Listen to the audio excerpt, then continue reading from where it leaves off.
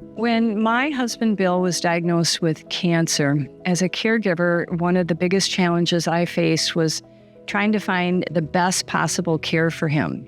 My name is Patty Reardon, and I live in Naples, Florida, and I'm a caregiver.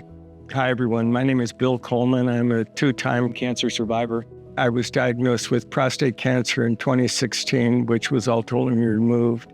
And I was diagnosed with neck cancer in February of 2024, which led to treatment at Moffitt for 7 weeks through radiation 5 days a week and chemo 1 day a week. As a caregiver, one of the biggest challenges I faced was trying to find the best possible care for him. We knew that we needed to take this very, very seriously and just give him the best opportunity for full healing and recovery. We discovered that we could have all the treatment done here in town, but since we had a relationship with Moffitt already, we tried that out as well. It occurred to us we're going to need somewhere to live. We were fortunate to work with the social worker up at Moffitt, and she gave us a number of resources. And she asked us, have you heard of Hope Lodge? And I had not. I didn't know what it was.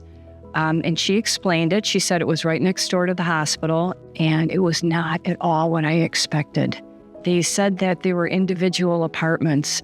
I was totally blown away. They showed us through the main area, and they had the kitchens, they had the community areas.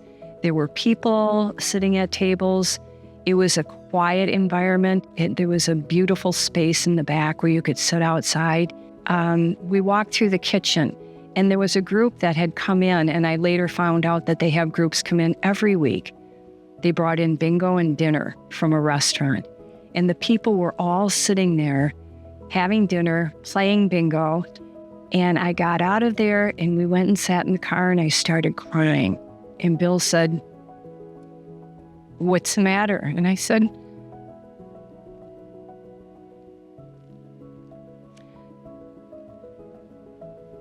"I think I need this." And I did. And it was the sense of community. It was the people joining together.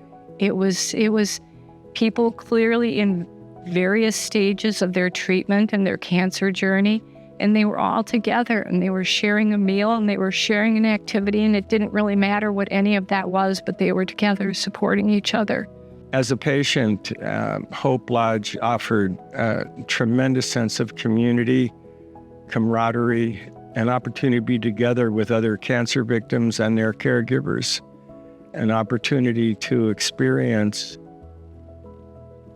love.